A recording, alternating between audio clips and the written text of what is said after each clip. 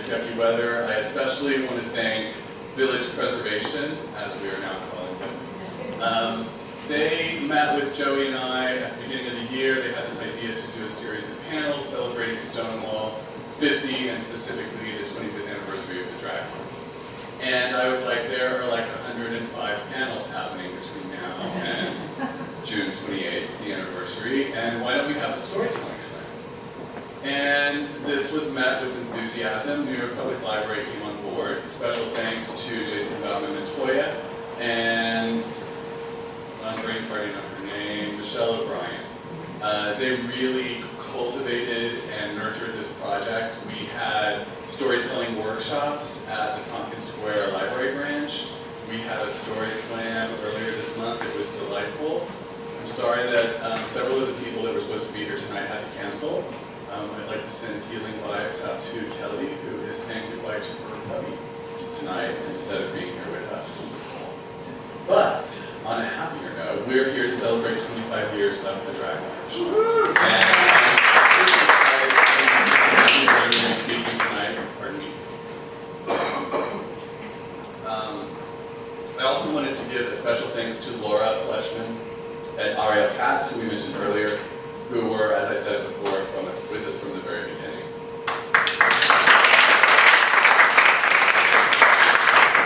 So we're going to keep it kind of loose, we're going to keep it kind of radical. I'm going to invite our first storyteller up at this point in time. He's essentially giving us the origin story. Gilbert Baker passed away 2 years ago, and I feel like those stories were lost to us. So this project is a bit late in that. However, his stories do live on in us, and Brian is one of the co-founders with Gilbert of the Drag March. And so I think it's only becoming that we welcome Brian Griffin, aka Harmony Moore Must Die!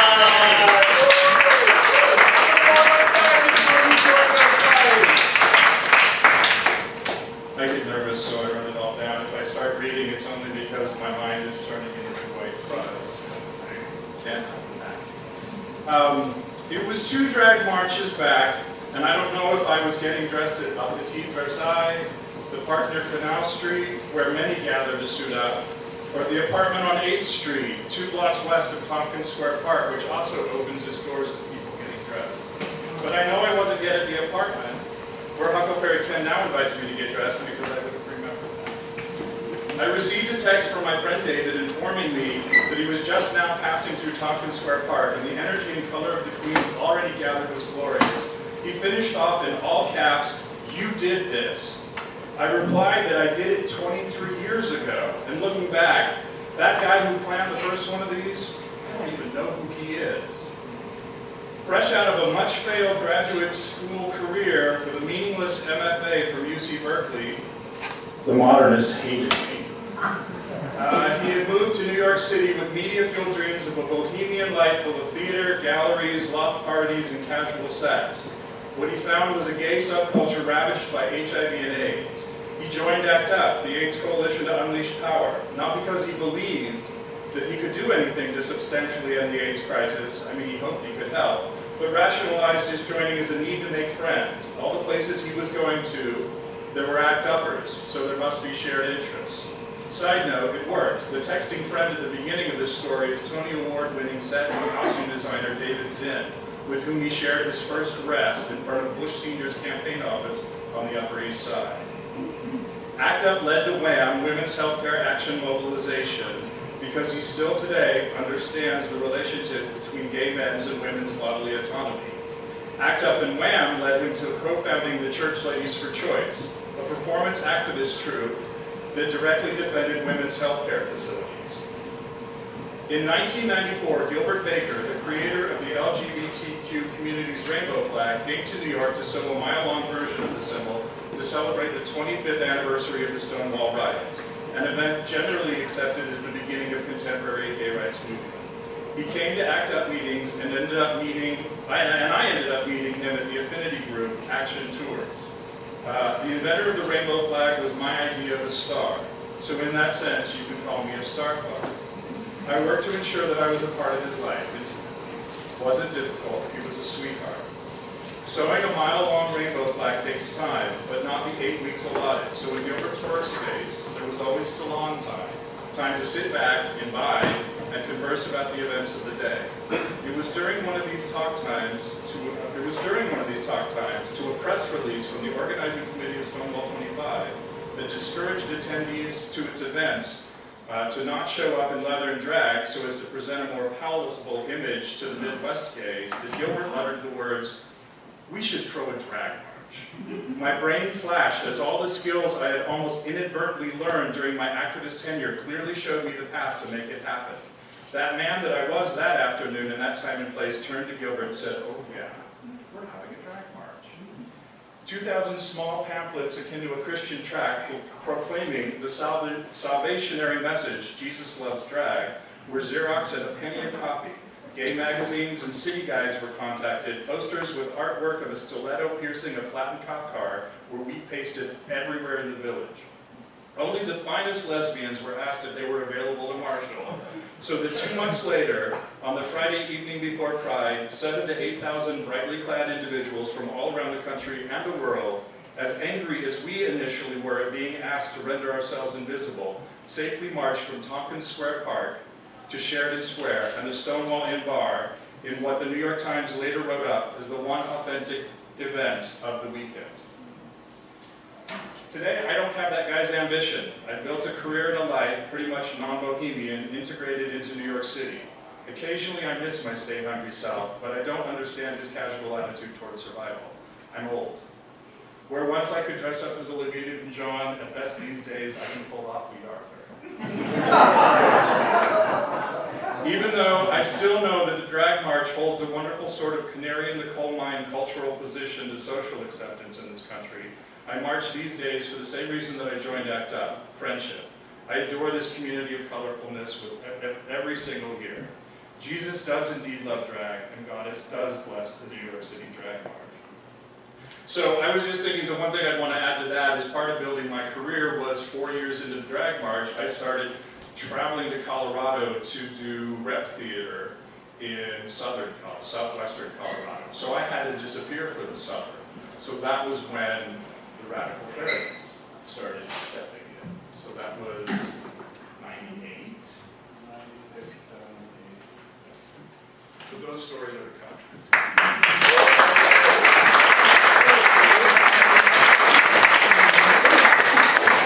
Often with my interactions with both the community and the cops, I use Brian as a human shield. I just want to honor that. It is my great pleasure to invite a legend, truly, to the stage. I noticed this individual several years ago. It's pretty hard not to.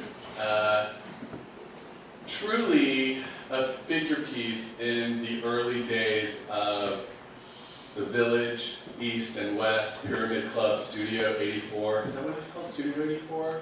That's when I graduated from high school, so I get it wrong sometimes. Anyway, it is my great pleasure to invite Adrian to the stage.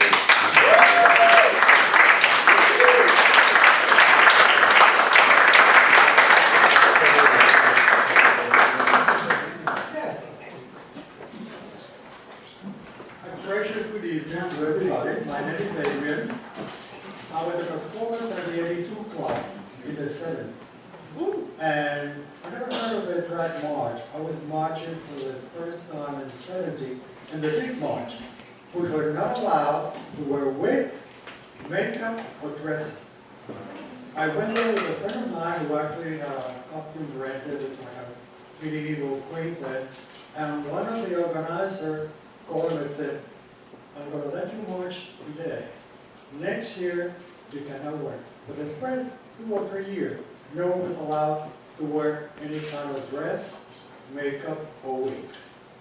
There was a lovely young man on roller skate by the name of Lorena who actually was a highlight. People stood on the sidewalk and things like that, thinking, well, let's go to the homosexuals, and they have 3 heads and tentacles instead of arms, and we got nasty words, and we gathered right in the square, and then we marched all the way to Fifth Avenue. We had a permit. all the way to Central Park. And I went for the first few years. Then, 11 years ago, to my friend Joe Jeffrey, he said, it's a drag march on Friday. I said, I never heard of that. A drag march, what's that? He said, we'll gather in Tompkins Square and we'll go to the Stonewall. That's what I meant. So I've been marching for the past 11 years, and I'm never going to quit. I just celebrated my 91st birthday.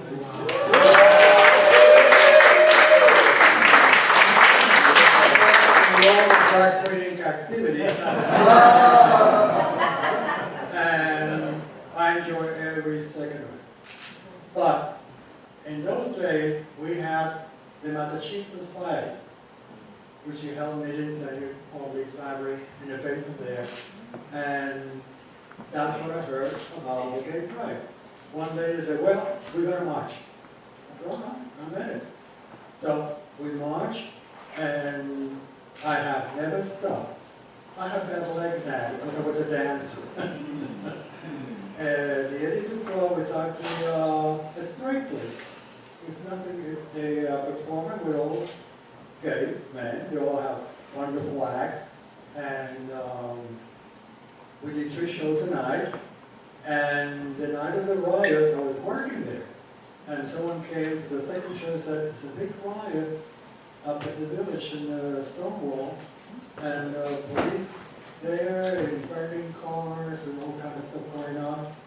So I got up, my costume's off, and I went up there. And everything was like, and it was the beginning of a wonderful gay march and the best thing that happened to the gay community. That's it.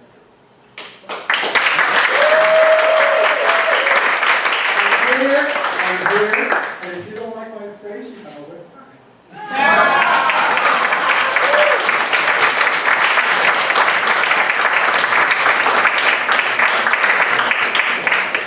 Not that there are any young queens in the audience, but if there were, I just want to reiterate, we stand on the shoulders of people like Adrian.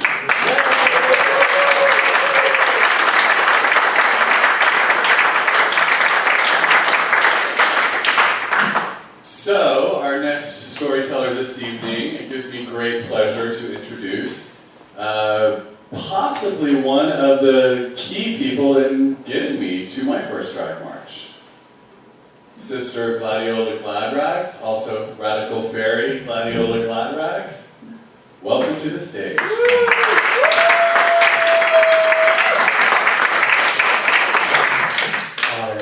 That's a hard act to follow. That's amazing speech. Incredible. I'm Gladiola. I don't have a formal thing prepared. I'm kind of doing an improv number here. I just wanted to share a memory that I have of my first drag march. I've been to every drag march since 1997, including the year we got rained out in 2004. Some of us ended up in stingy Lulus. I think that was about it. So, my first drag march really for me was an opening. It was really the first time in my life that I did drag. Like, I would real drag. I had done it a few other times, but, you know, it was like wearing like men's shoes with like, you know, a dress or something, you know, well, that's not kind of, you know. But I did wear high heels that my nun mother insisted they actually were men's shoes. They were platforms from the 70s. I mean, who's counting, whatever. And for me, it was such an incredible experience, from getting dressed and arriving and being there and finally seeing all these people just like me. Like, this is really happening. We're just doing this, it's spontaneous, the love in the air. I mean, it was like my version of, you know, Stonewall's 50 whatever, you know, in 1997. I was invited by Fanny to be free, and he said to me, "Oh, you're going to the drag march, aren't you?" And I said, what is that? I never heard of it before. And he's like, well, you have to go. It's the most fabulous thing in New York City. By then it was only a few years old, so. And eventually it led me to really become sort of an activist for the Drag March, because I was so in love with it. I repasted, for a couple of years, things like, the posters I made,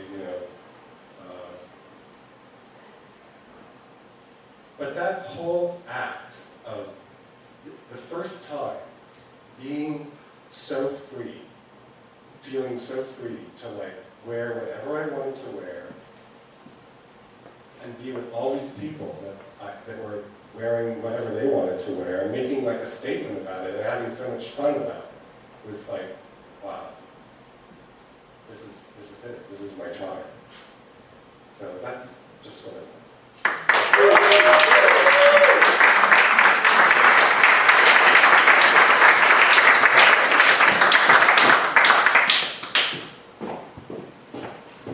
Have we make it? I think not. All right.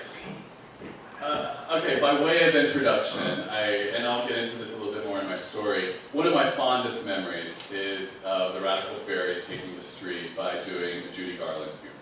Now, I didn't make the first one, but the second one, this next person I'm about to introduce, was a gloriously drunk, beautiful mess of a Judy Garland. And I really think everyone, including the people that was helping him, was a little bit scandalized by the whole display.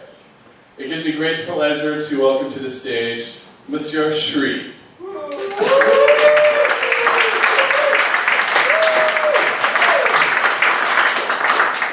Aren't you glad we don't have to repost anymore? Repaste.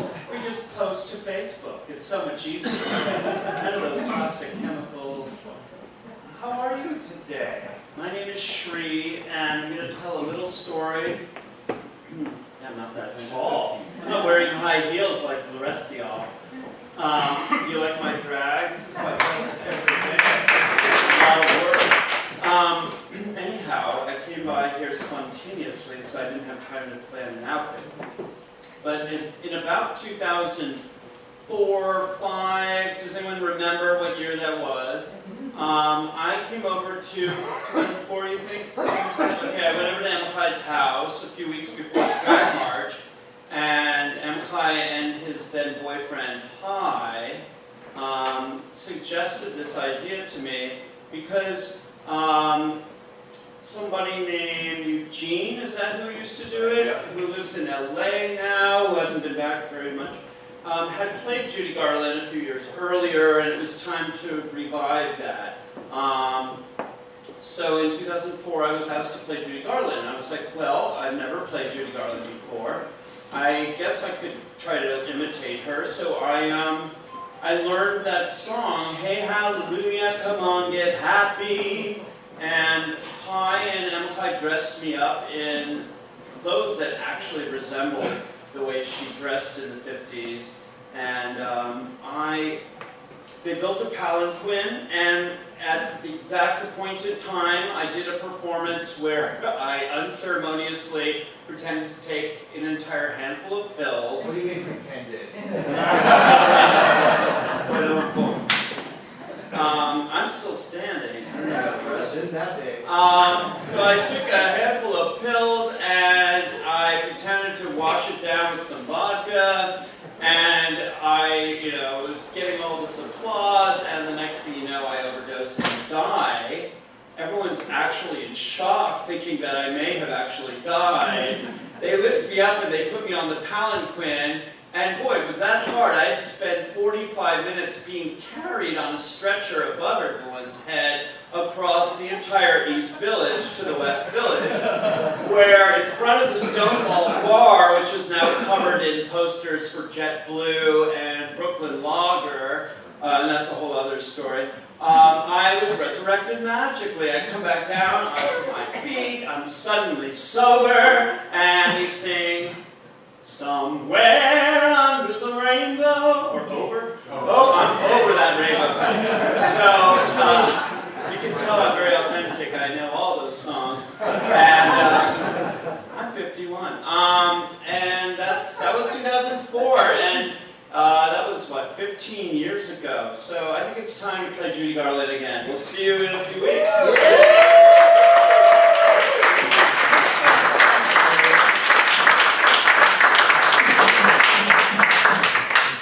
I think 2004 was rained out. That might have been 2003. It now gives me, how many times have I said it gives me great pleasure? 5. It now gives me a raging hard-on to introduce our next speaker, who has become a dear friend of mine over the past couple of years and keeps me in my ballet class. Another legendary performer from the downtown scene who has oodles and oodles of stories around the downtown scene and how it's changed over the years. And I would love to welcome them to the stage tonight to tell us a little bit about his incarnation of Dagmar Onassis, possibly. Please welcome to the stage, or the podium, John Kelly.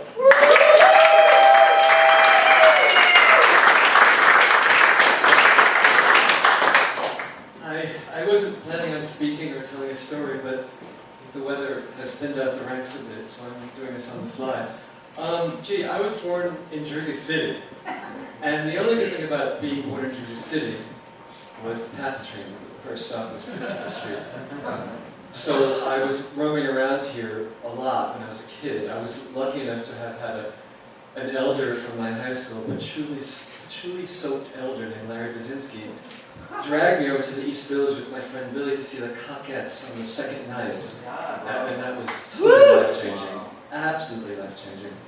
And then, aside from the usual jumping around in my basement to music and putting drag and shit on and getting away with being out in public in drag for Halloween, one time making Betty Davis's All About Eve dress and going out with a girlfriend who's dressed as Penny Price with grapes on her shoulder and winding up dancing on a pool table in Hoboken with the women following me to the ladies' room.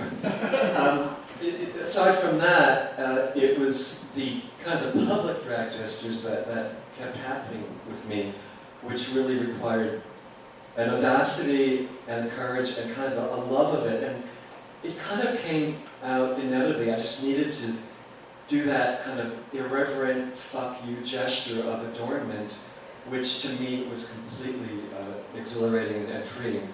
And I made part of my career on doing drag characters. I've been blessed also at the Pyramid Club one night, right after it opened in 1981, Ethel Eichelberger introduced me to Larry Ray.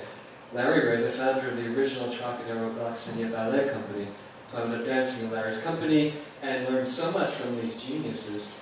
And but a bit before that, when I was just kind of trying to be a visual artist, I go to the Anvil and I would sketch about the staircase and sketch the crowd. And my partner then, Bill Schwedler, that was his home, away from home. And one night I saw a drag performer named Tanya Ransom lip-syncing Nina Hagen in punk drag, and it absolutely changed my life. I became good friends with Michael Norman, aka Tanya Ransom, and on the first New Wave night at the Anvil in 1979, Bill Bauman was the DJ, and they let women in. It was a Monday night, and they played punk music and not just disco. I invented Dagmar Onassis, who was the fictitious daughter of Maria Callas Onassis. And kind of punk Española drag, I lip-synced to Maria Callas' rendition of the Habanera from Carmen, and Ruby Rin was the reigning queen of the Anvil, gave me $1 tip, and I felt like I had arrived. So since then, I had different iterations, characters like the Joni Mitchell character, and I did a Mona Lisa thing, but in 1993, I lost my first partner, Bill, from the Anvil to AIDS in 1982. And I decided that my activism needed to be on stage in front of people, with people. I made some piece specifically about the epidemic, other pieces tangentially or metaphorically about it, but a lot of the work was really about what it meant, what it felt like to be alive, and in the wake of all this death and absence. So I thought, what's the most audacious thing we could do? I did a photo shoot with Michael O'Brien, and he said, do you know Barbette? I said, Barbette, of course. The Texas-born cross-dressing parodist from Round Rock, Texas, who became the rage of Europe in the 1920s, the main rival to Josephine Baker. And I thought in that moment, okay, having been a dancer, I could learn trapeze, I could learn tie wire, but more than anything, I thought that is like the fucking hardest thing I could think of doing, and I will do it as a testament to, you know, the courage of the people around me that were prevailing and also were gone. And I was on the 14-foot trapeze at the Woodland Family Music behind a black screen with a flower pot and a smoke machine and a beat of brassiere with a safety given, but still, and I freaked out. I said, okay, dedicate it to your friends, and that made it possible. So for me, those gestures have always been kind of colored and tinged by the kind of how we've risen and how we've prevailed, and also how we've sustained hope with each other in the wake of all that tragedy and loss. So, and I have not been to the drag march yet. I've usually been working, but this will be my first drag march, so I'm looking forward to joining you. Thank you.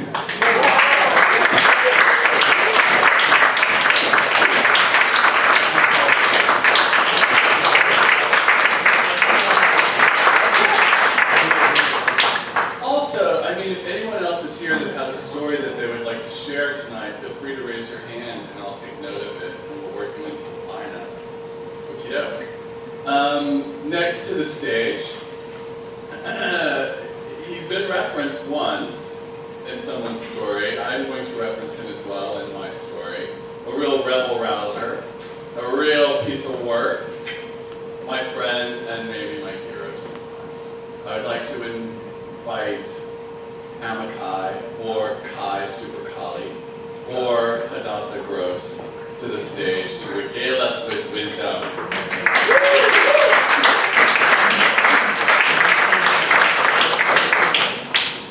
Hi y'all, I'm bummed I didn't have a chance to go home and change, but here's to getting us ready for the rest of June. So I moved to the East Village in '99, and I moved to a little apartment on St. Mark's Place. And I went to my first fairy gathering in Tennessee and met the man who would be my partner for 4 years, Pi, who became the Pi and Kai show. And when I think the very first drag march came around in '99, we're like, well, we're right here. Let's host a dress-up party. So for quite a few years, until last year actually, because I just moved out this last summer, 63 St. Mark's Place, first 4B and then 1B became like dress-up central or drag march, and it was a really fantastic, crazy, both practical dress-up party and have a couple drinks or whatever and get ready. So first of all, I want to say that I want to bring Pi, who has passed since, is HIV-related, and after a long battle with life, and but he was really my partner in crime in creating those wacky parties and also getting Shri to agree to be Judy Garland. It wasn't easy, bitch. You resisted. Then you did a great job. So our parties were really amazing, and then there would be the after party because people would like leave stuff so that we could march and then come back and whatever. Those were fun parties. So here's a memory from one of those parties, maybe 2002 or 3, but that year a bunch of us decided to go with deities, and so we were gods and goddesses. I was going to be Kali, who's my patron goddess, and Shri and Rosie, and a bunch of us have done. And you know, we drink a lot of these things, so by the time we were ready to go, I had my red sari on, and I had a bunch of paint on that will not fly today. And I wanted to get sequins on, and somebody bought like a brown paper bag full of red sequins, like, I don't know, 10 pounds of red sequins. And I was just like, oh, I'm just gonna put it on. So I got glue or something and put it all over myself. It just went like, wow! And glitter everywhere, and I was totally glittering red, and others did. And I think for about 5 years after, we would find glitter. Like, we would take a shit and be like, oh They're still there. So those red sequins lasted forever. And I remember, and I walked around this Kali that year, and of course, like my third cousin from Israel recognized me in the crowd. That was the whole family. So that happened. So, but I want to share with you a moment from, I think, 2014, when gay marriage happened. Right, 14? New York. Right, so, and that happened that Friday afternoon. Like, that was when we heard the news. So we're marching, and I will say, Shri, the year you were Judy and died, you were fabulous, Judy, and the song was great, but a whole bunch of us were dressed as widows. We were like black, and we were like wailing and keening behind you, next to you, and I was like all in black, and Vicky has a great photo of me as Hadassah, and like, widow black, like, so that was really powerful. But that year, I guess 14, we marched, the huge, one learns how to navigate both being sexy and comfortable and all that. And then by the time we got to Stonewall, at some point, first of all, we were singing somewhere, we were getting to Stonewall, and the news, somehow the news arrived. I mean, because all cell phones were then. Oh my God, New York just passed marriage. Wow, what a moment. And I remember we were all singing Somewhere Over the Rainbow. I was probably, I think I was on acid, I'm not sure. But I was on acid. But I just remember like, oh my God, lemon drops everywhere. Like the clouds were lemon drops. And we were all like, yes, lemon drops, lemon drops. And we were all like chanting, lemon drops, lemon drops. And weeping. Because it was like such a moment of like, we're at Stonewall, how many years later, right here, right now, with this milestone of getting somewhere. And then there's always that, you know, like once we get to the Stonewall, it's like, now what? It's like, oh fuck, now what? But like that time felt like, yeah, it's all good, we'll just party there for a while. So I remember that moment, I always will. And I'm no longer in the East Village, but I'm not going to host the dress up party this year. But I'm going to host a post party up in Harlem. So stay tuned for words on that. And thank you for convening tonight. It's so meaningful to be here and see people and see the videos and know that we're part of something really profound and crazy and silly and deep. Thank you.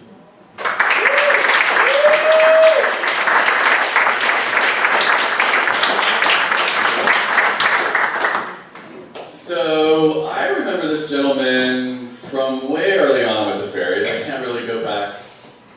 I do smoke weed, so I've slept since then. But I remember Steve. I remember you from many, many, many years. I remember your music. I remember performance, and I certainly remember you at the Drag March. So it gives me great pleasure to invite Steve Sandberg up to riddle us with some stories.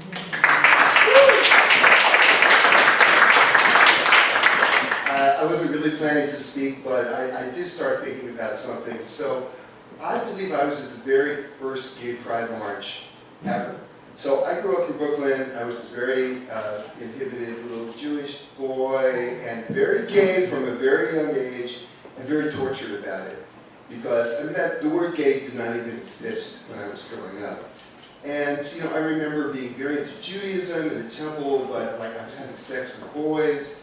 And the older I got, the more I read about it, and the more awful it seemed. And it was really fucking horrible. And then the counterculture came, and the anti-Vietnam War protests happened. And I remember we marched. We shut down my high school to protest the bombing of Cambodia. And then during that period, we walked across the Brooklyn Bridge to the anti-war protest. And there was something called the Gay Liberation Front. And I just went, whoa, this little movement has something for me too, how wonderful. And then, you know, the whole thing started to take off. So I believe I was either the first or second gay pride march ever. We marched, it was a small crowd and it took a lot of guts to walk. Because it was, you know, it was the time and it was small. And we walked down from Central Park and we convened in the middle of Washington Square Park. And it wasn't a very large crowd, but they had a stage. And Bette Midler came on and performed. And there was another fabulous performer, and people, I think I smoked some angel dust, which at that time, I mean, you think angel dust, oh my God, jump off the building. But at the time, there was so much love. It was wonderful. We had a great time. And then, you know, it started to take off. And I remember the first time I went to a larger gay pride march, and they were like corporate sponsors. And I thought, oh, this is great. You know, we're becoming part of everything. And, you know, it's wonderful how proud. And then a few years later, I went to a march, and I was like, oh, I hate this. It was, first of all, they had erected all the barricades in the street under Giuliani. So, you know, it was less and less free. It was really crowded. It was more spectators on the side, and it was big corporate things, and you could tell it was about money. Money, and all of this fucking shit that I just hated and had nothing to do with my feeling about. So I just dropped out for many, many years, and I'm kind of on the fringes of the Radical Fairies, and I myself am not really into drag, although I totally appreciate it. It's brilliant. And then one year through music, I have a friend, Richard Borkin, who is a drummer, and he said, hey, come play some drums at the drag march. So I went over to Tompkins Square, and all these wonderful people, and it just had that spirit, that original spirit that I had felt. And that year we marched from the East Village to the West Village, playing samba drums, and I guess the cowbells are my drag. And that's my story. Thanks.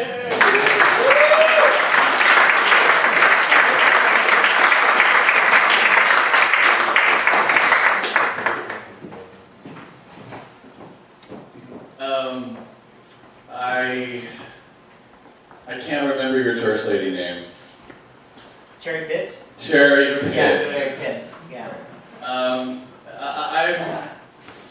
It gives me great pleasure to invite to the stage Church Lady for Choice, Cherry Pitts, aka Benjamin Shepherd. Thank you very much.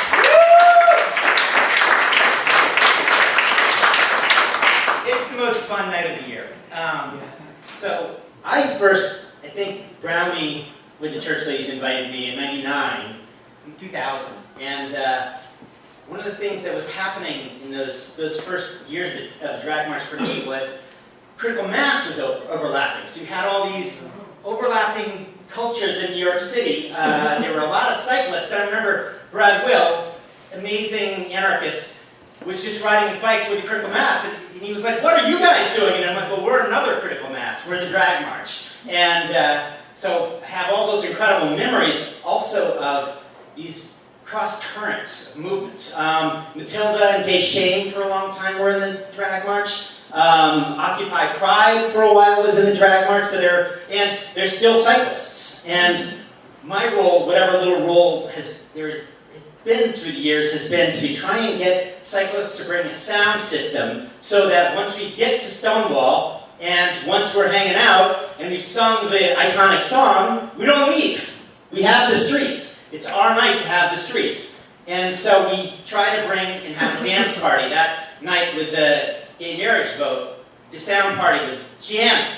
So most of the time, I've not been a fan of us even negotiating with the police, but you've negotiated, killed them with kindness, and it's been incredible. But not every year did it work out that killing them with kindness would work. So I remember 2011, I want to read a little bit from Rebel Friendships. And Rebel Friendships is kind of what keeps it all going, but okay, Rebel Friendships. I only remember one person getting arrested, but that was Michael Tequila. Can you think of anyone else getting? I think just Michael Tequila.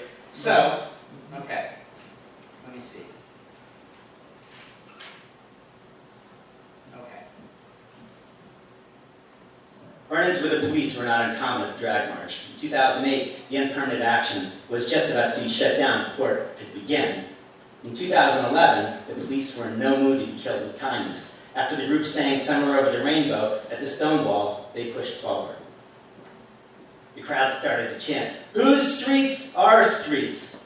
Joe pushed the sound system further into the crowd, and the police tried to arrest Yotam, an activist with Time's Up. His friends separated them, getting in the way of the police as he stood on the police car. with little help from the crowd, Yotam proceeded to literally unarrest himself, pulling away from the police and exiting the scene, only to return in a different outfit. Unable to detain them, the police attempted to confiscate his cycle. "That is not your property," said Bill, another group organizer with Time's Up, to the police, who ignored it. He insisted, "That is not your bike. You cannot have it. You cannot take it." As he spoke, another bike supporter inserted his pedal into his bike into the wheel of Yotam's bike and pulled backward. The police became more and more chaotic and started to push and pull between the police, and the push and pull escalated. Activists eventually were able to grab control of the bike. Meanwhile, a gentleman in a white wedding dress started talking to the police. Once again, the police were going on about us not having a permit. A few of us noted that the First Amendment is a permit for those who want to peaceably assemble and enjoy a little life, liberty, and the pursuit of happiness. "You can't do this tonight," the man in the wedding dress implored as negotiations intensified. Another observer would note, "We did this last year without a permit. We let the cars through and kept on dancing." The man in the wedding dress chimed in. "They are voting on gay marriage in Albany right now. And this is the anniversary of Stonewall. You don't want a riot, do you?" The pushback was very spontaneous, noted Jessica of the Radical Homosexual Agenda, who also took part. There was very little traffic, a great vibe in the air. Traffic had passed, and the cops started pushing. People realized that this was stupid and unnecessary. We were on Christopher Street dancing in front of the Stonewall Inn when the law was passed legalizing gay marriage, Stephen recalled. "We went nuts. The police came up and tried to get us to shut down. Do you want a riot on your hands? This is the drag march. The gay marriage was just passed. Let us revel." It was crazy and glorious. In all the stories of my friendships from that night, there was you and me and Joe and Tim and Duty. Tim Duty were all there. Our good friend Yotam had an epic night. It was a glorious night. Glorious memories. Thank you. Thank you.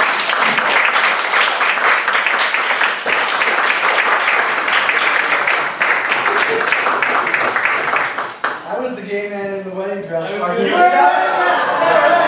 so weird to hear that story around that. Really? That was you? Yeah. We're all doing it together here. Right.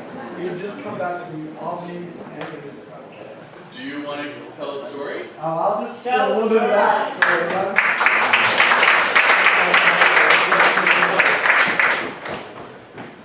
It is my great pleasure to invite Todd Fernandez. So it was so sweet to hear that story, and I know Delphi talked about it at the last one of these. And so, yeah, we had just been fighting in Albany, and Queer Rising had gone up to Albany, and we had held the hallways every day of the week and stood in silent protest with pink duct tape over their mouths as the opposition was there complaining about us, of course. And, so then we'd get back to New York and to the city, and of course it was the drag march, and I put this crazy outfit together. I don't even dress like that too often, but it was just all this crazy fringe of color hair like a big veil.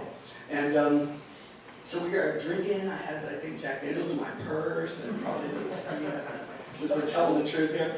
And then all of a sudden we get to the end of the march, and it becomes a big showdown with the police. But the cameras were there, television was there, and people, once we got the news, everybody was just overjoyed, and people started proposing to other people there on the side. Champagne was popping all over the place, and I had a big showdown with the police and drag with Jack Daniels in my purse. But it was a great night. Thank you.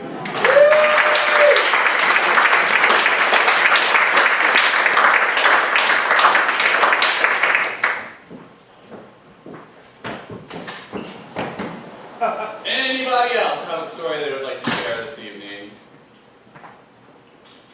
Then, with your permission, I'm going to launch into my story. This is too hot. Someone mentioned comfort earlier, I think. So, get out of the street or you're going to jail. That's what the cop said over the loudspeaker on his patrol car. Get out of the street or you're going to jail. That's when I realized I had taken way too much LSD.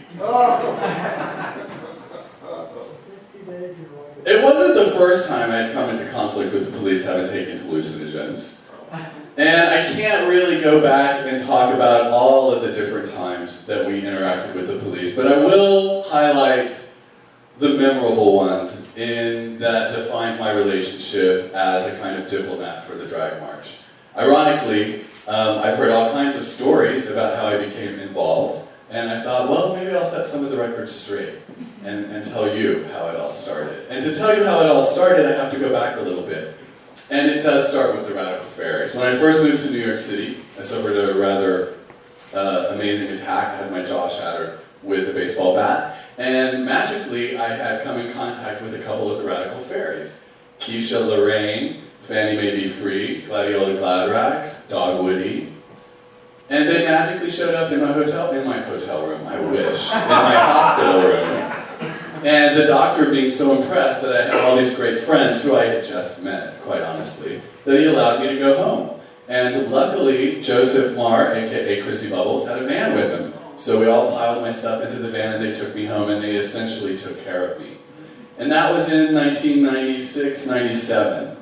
And as Gladiola mentioned earlier, once the church ladies, and Brian specifically, had gone off to pursue costuming in Denver, Fanny May Be Free Palestine really kind of lovingly became a point person for the drag march.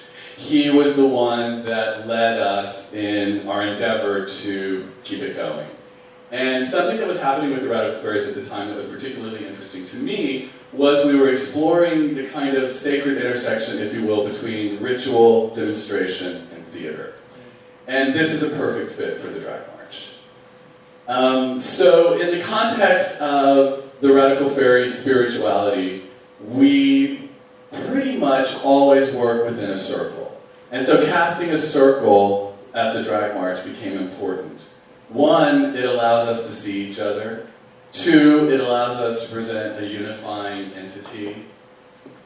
And three, within the magic that we do as radical fairies, and not to get too woo-woo on you, because no matter how you feel about magic, or no matter how you feel about science, because quantum physics is as spooky as it gets, let me just say, I think that we can all agree that speaking our intention, that words can affect matter, that words do in fact matter. And so having everyone hold hands and stand in a circle and acknowledge each other, call in our ancestors, call in the directions, and cast a circle. And the idea of casting a circle is creating a sacred container, right, for everybody. Not just for the people in the circle, but for everybody. And the idea is that by casting this circle together and joining an intention, you actually are between the worlds, right? I know it's way out there. But the fact of the matter is, if you know anything about quantum physics, and now with the 11th dimension becoming the rock star of the physics world, multi-dimensional conversations aren't as woo-woo as we might think. For me, my experience and my solidarity with the drag march began with the circle. And it always became pretty imperative that we have a circle at the drag march. So when you go back to the early days of the drag march, Fanny would essentially call us together. Instead of 10,000, 15,000, or however many we were, in the early days, in 97, 98, 99, it was like 30 people, maybe 40 people.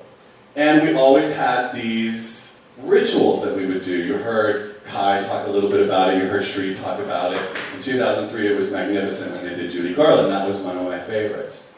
For me, joining the Radical Fairies led to the drag march, mainly because of people like Fanny and Gladiola and Dog Woody, who had already taken it under their mantle. So by 1998, I was fairly immersed. By 2002, which is also as well, I would like to start talking about LSD and the police.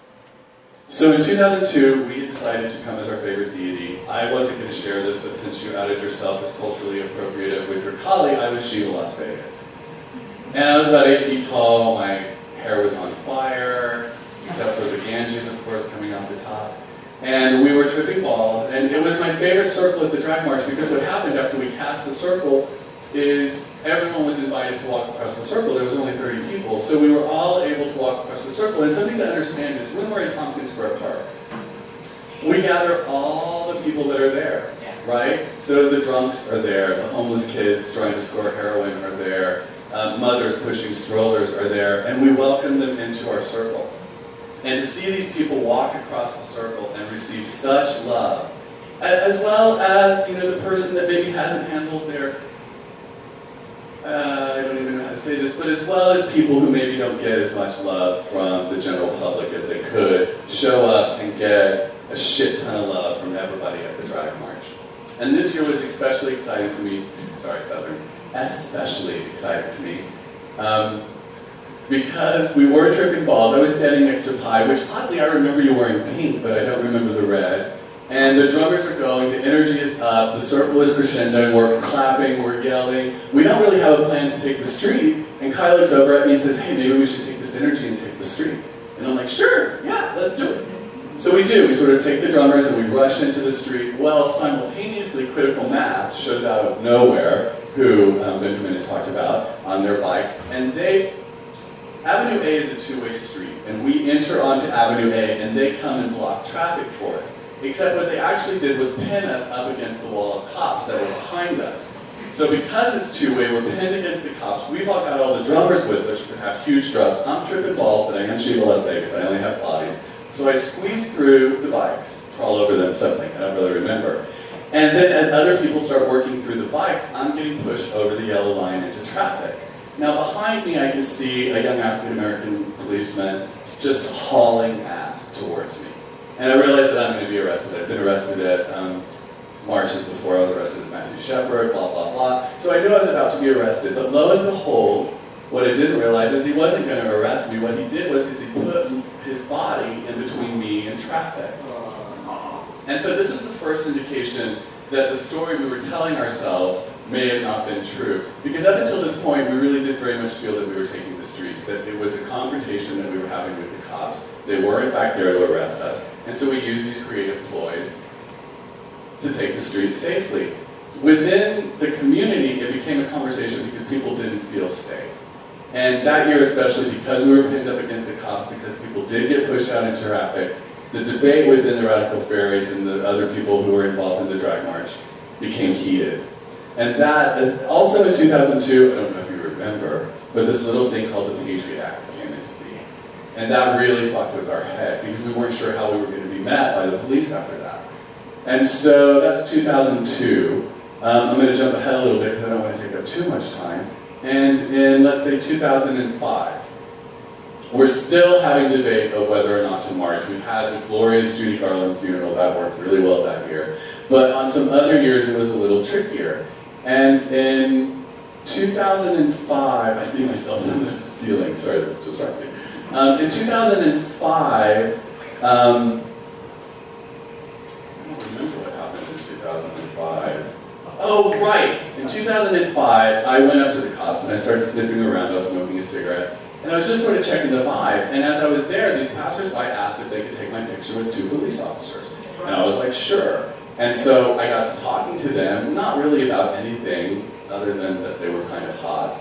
And I know, we think with our dicks sometimes. And talked with them, everything seemed fine, it was amicable, we cast the circle and we marched, and it was pretty uneventful. The next year, the debate within the community accelerated and people decided that they did not want to march that year. They decided that it was too dangerous, people couldn't afford to get arrested, and that some people were going to walk along the sidewalk. Most people just wanted to stay in Tompkins Square Park and have a party. By then Wigstock had stopped, and so people felt like there was a void to fill there. And I honestly felt like the Drag March died in that moment. Unbeknownst to me, I had worn the same wig that I wore the year before. And a policeman recognized me and came up and said, hey, I remember you from last year. Are we about ready to go? Are we still going to the Stonewall? And of course everyone around me is like, yes! And we did. And when we got to Tompkins Square Park, all of a sudden, oh, I have to say, in 2006 I was not on LSD. I had taken a shitload of mushrooms. And so when we got to Washington Square Park, all of a sudden I hear, Huckleberry, Huckleberry, Huckleberry. First I think I'm tripping, then I realize it's not not just the fairies, the cops were saying my name too. And there was a little bit of an altercation. The marchers wanted to go through Washington Square Park. The cops were like, we can't block traffic when we don't know where you're going to come out. It was this whole debate. I never wanted to be in that position again because I felt like in the compromise, I was like, we just need to stick together. And with that compromise, I felt like everyone was sort of annoyed with me. And I decided that I kind of didn't want part of that anymore. But I did grab, oh, I get ahead of myself. So in 2008, we had an understanding with the police by this point, but they didn't show up that year. And they were filming a documentary, and they decided that we were going to march anyway, that people would marshal. And I was like, well, I don't feel comfortable marshaling because I took a shit ton of LSD, I know you're surprised. And I really just wanted to be with the drummers again because it had been a while since I could just let my hair down and trip and dance. And so other people were going to marshal, that was great. We made about a block, and no one's marshaling. And cab drivers, I mean, I don't know, you know, driving in New York is a beast. And if you're in their way, tough. And so the drummers, who are often lost in their groove, were honestly in danger. And so I started marshaling, I started blocking traffic, and the police showed up. Get out of the street or you're going to jail. So I got out of the street, I walked over to the sidewalk, I see other people, but I am suddenly moved. Because it was 2008, they were having the Olympics in China, which I found completely offensive. And I had been watching all of these stories about the Tank Man and about standing up and getting goosebumps. And seeing my old act-up friends in the front of the line and hold the street while the police threatened to arrest them, and thinking about the Tank Man and the LSD and everything, I just walked up to the police car and it wouldn't roll down the window. But I persevered. They rolled down the window. I can't really tell you what I said because it was really brilliant and in the moment, but I think I was the most amazing power bottom that ever walked the world. And I remember at one point convincing them to march with us. I was like, you guys fucked up, you should be blocking traffic, you've been doing this for at least 15 years, you made a mistake, call the precinct, fix it, you gotta fix this. Well, they didn't call the precinct, but they did decide that they would help us. But now I had to get them in front of the march to block traffic. And of course, as we get closer, they said, what's your name? I'm like, well, my mom and dad call me Ken, but my friends call me Huckleberry. And they're like, okay. And I start walking to tell the queens that the cops are with us, and over the speaker they say, Huckleberry. I was like, okay, they're friends, I can do this. And so I come up to the march, and they turn on their lights, and I'm like, hey girls, they're gonna march with us. But all that happens is everyone in line is like, arrest us, try it, Stonewall was a riot, arrest us, try it, Stonewall is a riot. And I'm like, no, you don't understand, they're on our side now, they're on our side now, we won. So we made a path, they blocked traffic for us, we go one block, what happens? They're behind the parade again. So I asked them, I'm like, don't you have a little friend or two that you could call to maybe come and help us? Like, kid you not, about 5 minutes later, some dude is driving one of those little bubble cars around. So we have convinced 3 police officers to march with the drag march in 2008. And we start getting close to Broadway, and at this point in time, I'm, on first name basis with the police, at least they know mine, Huckleberry. And they're like, look, the precinct is going to change at Broadway, and they're going to be waiting for you there. And I was like, okay, I got this, don't worry about it, I got it. Thank you so much. And they're like, we can't stick around, and they take off. Because they don't, I have no idea if shit hit the fan with them or not. They take off, and as they're driving away, they say over their loudspeaker, do what you gotta do, Huckleberry.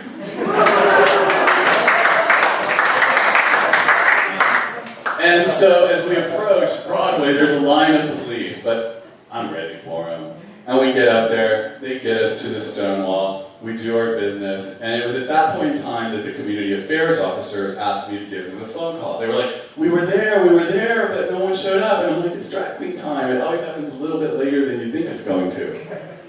And after 2008, the community affairs officers asked me to call them and remind them when the drag march was going to happen so they didn't miss it. And I thought this was okay, but I did feel a little bit like a snitch, I have to say. And truth be told, a relationship evolved between myself, Brian, and the community affairs officers at the precinct in the East Village. So much so that they have my cell phone number, and they call me, like this year, the drag march happens on the actual anniversary of Stonewall, June 28th. And so, Detective Hernandez calls me and he's, I shouldn't have used his name. And he says, listen, there's a lot of shit going on at the Stonewall this year. You're gonna have to get a permit.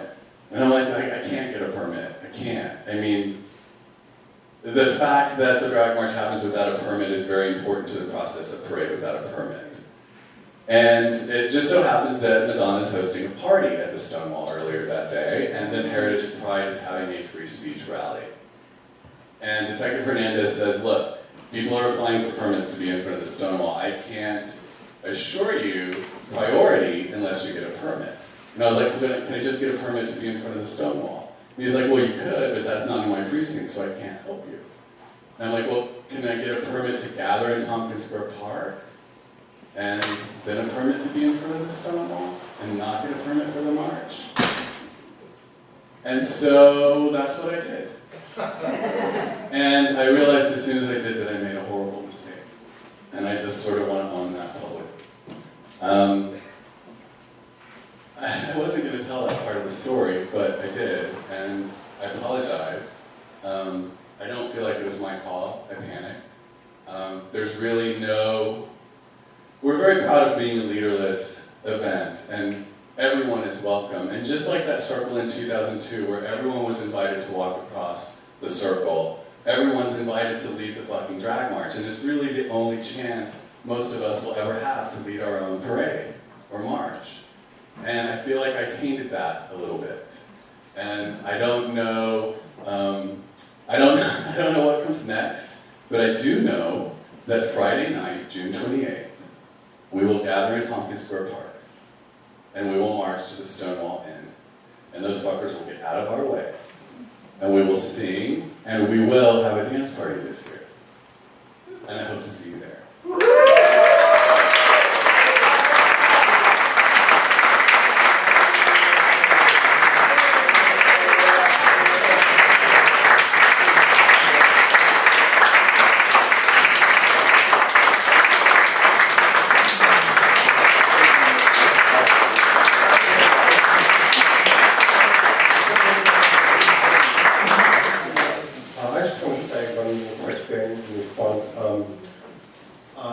A lot of people have talked tonight about the year we did the deities, and I think that was a very special year.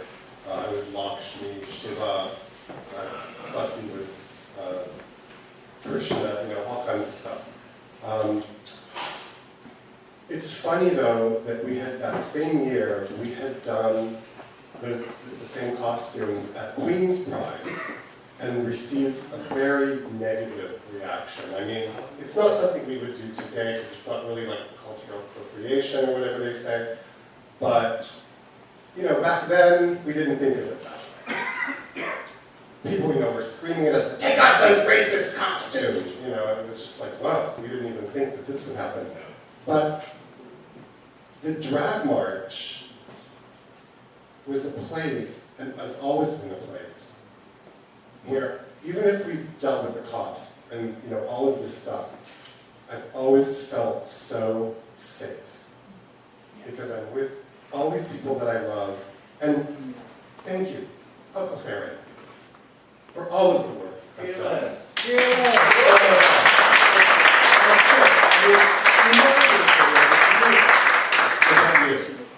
Thank you.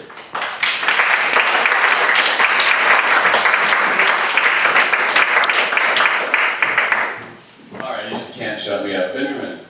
I also have had Fernandez do that to me too, with bike rides, where he insists, and you say we're leaderless, and he says, no, you have to have it's a very difficult, he won't take no for an answer when he says. And so it's a very complicated moment to be in when you're like, we really are a leaderless movement, I don't speak for everyone, so you don't speak for the movement either, so right. Yeah. We've been saying no to him for 20 years. Yeah, right. This year, the only reason I did it was to ensure that Heritage and Pride and Madonna wouldn't be in front of the Stonewall. Right.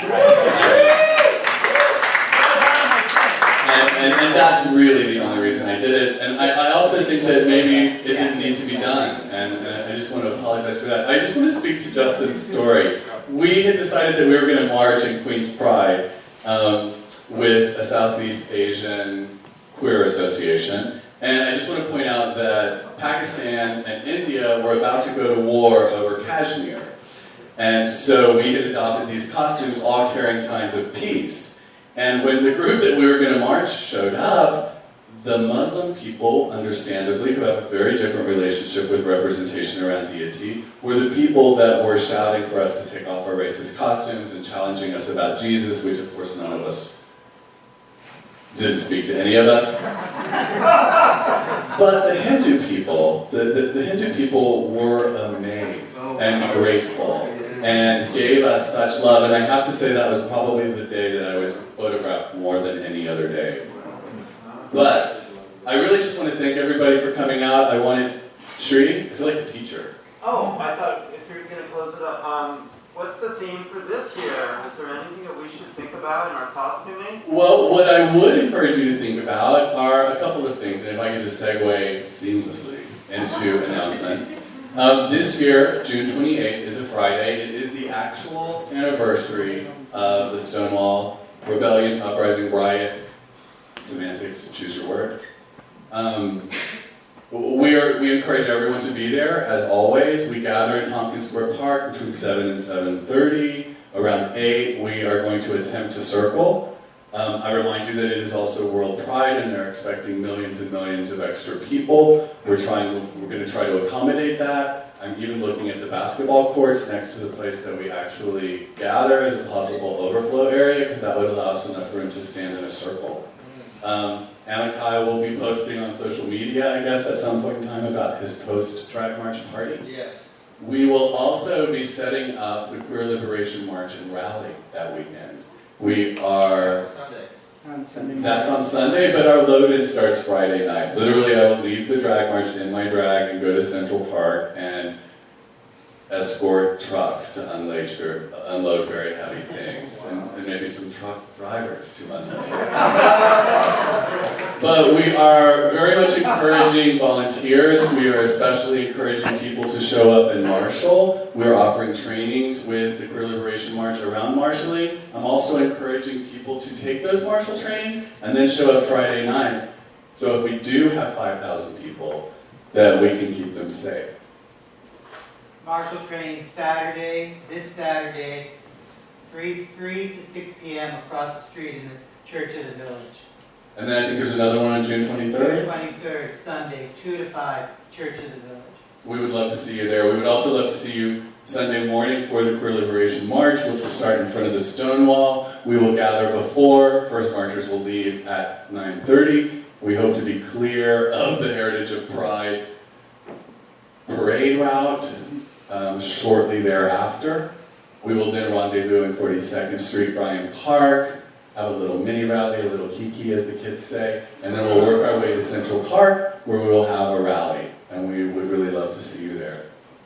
Did you want to say something? Which was pre-Kai in 97, it's glitter everywhere. They call it the herpes of craft for a reason. They also call it raver scabies. People will be able to glitter bomb Delicious's apartment in Stuyvesant Town. There's also probably going to be dressing at Le Petit Versailles. I hear some people's costumes are so big they're going to have to get dressed in the park. I don't have anything else to say except thank you very much for coming out. This is an experiment around the importance of our history and thank you so much for supporting me and our storytelling. Thank you, Laura. Thank you, the Village Society for Historical Preservation, or Village Preservation as we like to say. Thank you to the New York Public Library, and thank you to all of you.